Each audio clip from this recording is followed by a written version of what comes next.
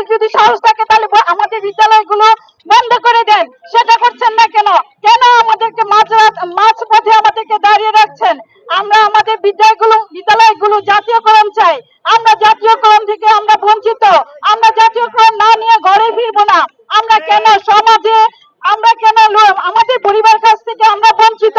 আমরা কবে আমরা আমরা বিনা বেতনে বাচ্চাদেরকে সরকারি স্কুলে নিয়ম কানুনের সিস্টেমে আমরা পাঠদান দিয়ে যাচ্ছি। আমরা কঠোর পরিশ্রম করছি। শিক্ষক নাকি মানুষ গড়ার কারিগর, তাহলে শিক্ষক কেন অমানুষের মতো রাস্তায় পড়ে থাকবে? আমরা জাতীয়করণ চাই।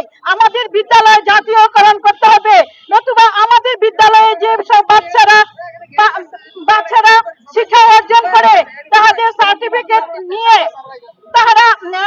তাহারা চলছে, তাহলে তাদের সেই জাতীয় সার্টিফিকেট আপনারা বাদ করে দেন।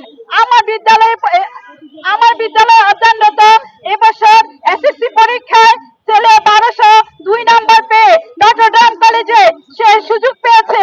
তাহলে আমার স্কুলের এত ভালো শিক্ষা ব্যবস্থা থাকা সত্ত্বেও আমরা কেন বঞ্চিত? আমার উপজেলার প্রত্যেকটি সরকারি স্কুল জানে আমার স্কুল সরকারি হয়ে যাবে। যখন আমার স্কুলকে তারা যাচাই বাছাই করতে আসে, তখন প্রত্যেকটা সরকারি স্কুল তারা সচেতন হয়ে গেছে।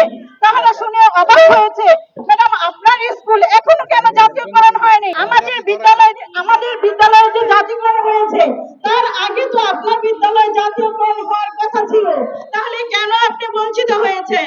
আমি আজও জানতে পারলাম না কেন আমরা বঞ্চিত। আমাদেরকে কারণ দেখান। আমাদের স্কুল যাচাই বাছাই